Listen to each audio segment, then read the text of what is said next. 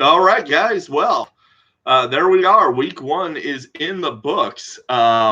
We have a interesting situation here in week one. Uh, the season began the way it ended with me getting the win over Tony Sr., which, of course, everybody knew was going to happen. You knew I was going to win. I took the lead on Thursday night and never looked back, really. Never once was I trailing in this game. I led from wire to wire, which is what you can expect from the GOAT. Future's looking good for the GOAT with Dalvin Cook and Derrick Henry looking like absolute monsters. Thanks again, Jared. You don't even have Zeke on your team anymore. Good work. Derrick Henry is a human bowling ball and cannot be stopped.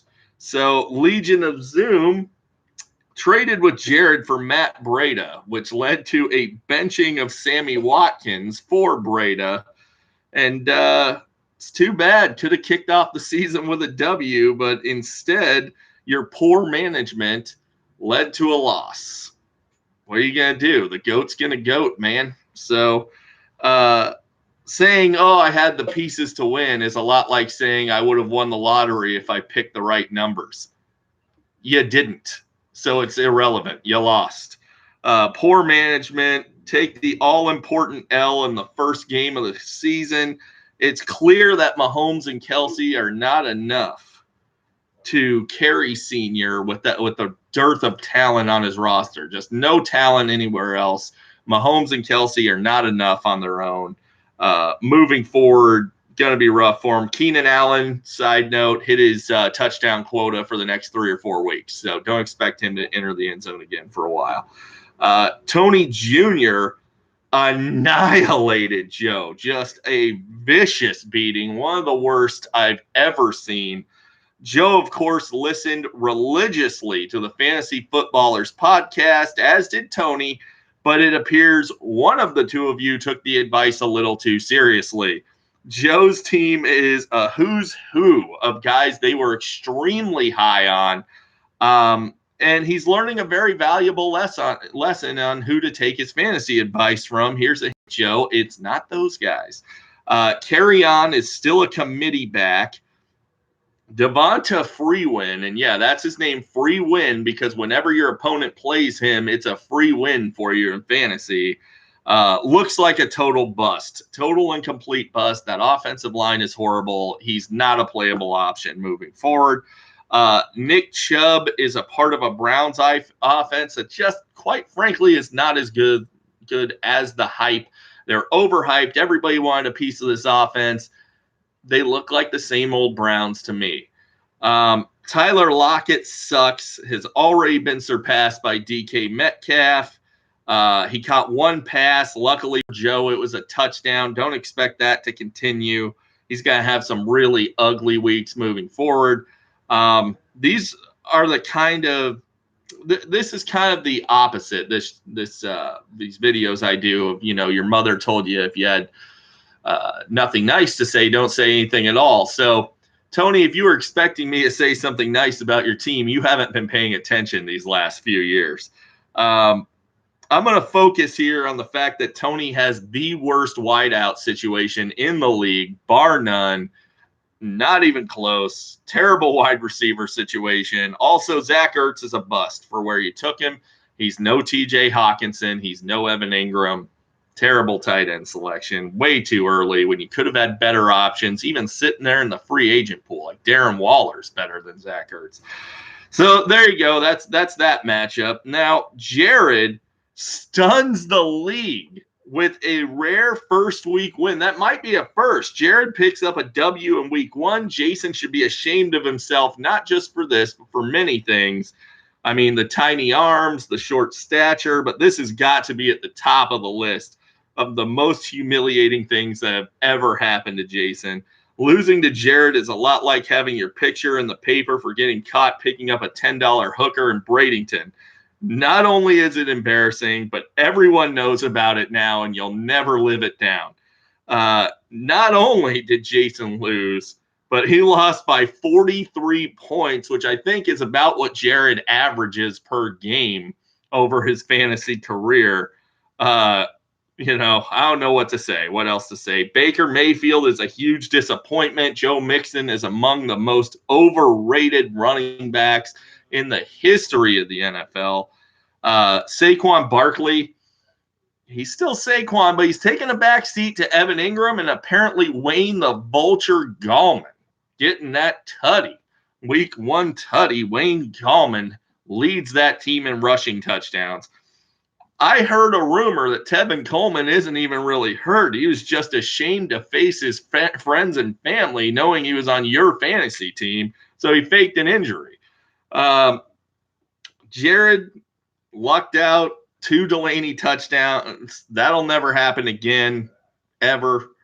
James Conner is a bust. He looks horrible. So when you see Jared offering Conner and deals for star running backs, don't even consider it. Don't even look at it. It's a terrible offer. Move off of it. It's not happening. Tyreek Hill is already hurt, which basically relegates Jared back to his usual role of GD contender moving forward. I think it's going to continue to get worse for Jared, but he gets the week 1 dub. Never happened in league history, I don't think. Got it this week. John obliterates Reese. Not a lot of tight matchups week 1.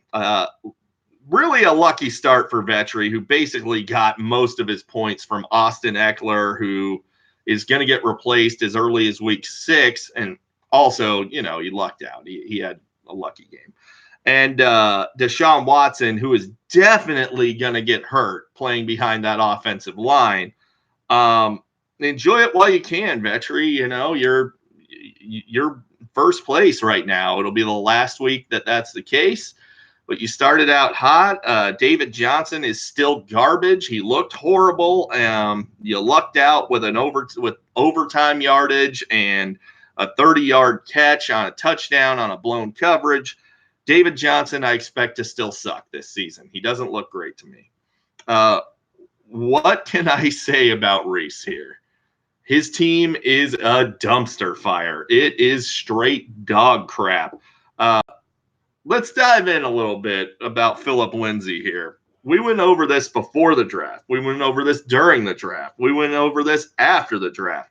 He is not a viable option. He belongs in free agency.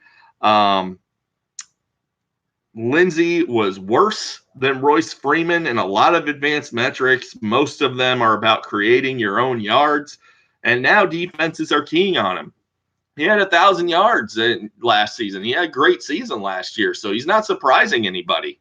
So guess what? Royce Freeman is going to be a lot better of an option than him because defenses are looking at Phillip Lindsay now, where last year they really weren't that concerned with him. I don't think that Phillip Lindsay is a guy that should even be on a fantasy team right now.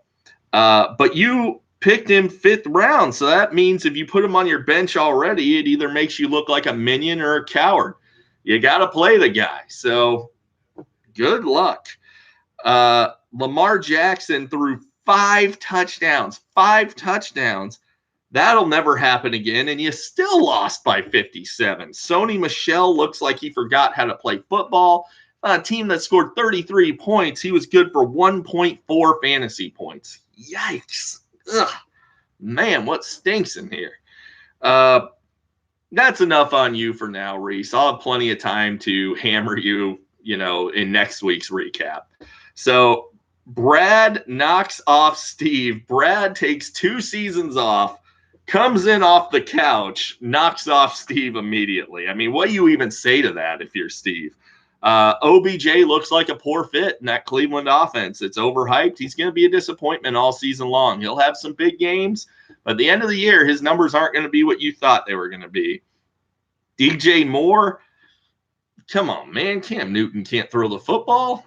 You know that. What's wrong with you? Now, spite picking a kicker it's amazing. It's one of my favorite things to do. And when it works out well, it's fantastic. When it's done improperly, like you did, picking Mason Crosby, it's horrible. 4 points? God, you suck at this. Maybe this week you can take a break from your 3-day-long going away tea parties and put some effort into finding a viable quarterback. Jared Goff sucks. Don't know what else to tell you. OJ Howard, unrosterable. You got absolutely hustled in that deal. Jameis only has eyes for Brate near the end zone. That's what we've seen in his career. That's what we saw in week 1. Godwin had his easiest matchup of the year, bar none, only put up 11 points. Whoopity-doo. Evan Ingram outscored Godwin and Howard combined. Never change, Steve. Love your work that you're doing right now. Now, Brad drafted a team that looks like he hadn't watched a football game since the last time he was in the league. Todd Gurley is going to be a massive disappointment as a committee back that's not getting the goal line work. Gave up too early on David Montgomery. He's going to be a star.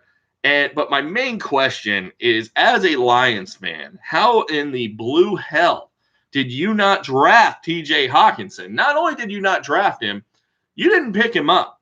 I picked him up when he had already had 100 yards. I mean, he was sitting out there for you. Do you not watch football? I don't know what's going on there. But Yahoo has Brad and Steve projected to go 1-13 with their only wins coming against each other. I feel like this is a viable prediction. Let me know what you guys think. There you go. That's it for the recap. I will see you guys Thursday for the matchup previews.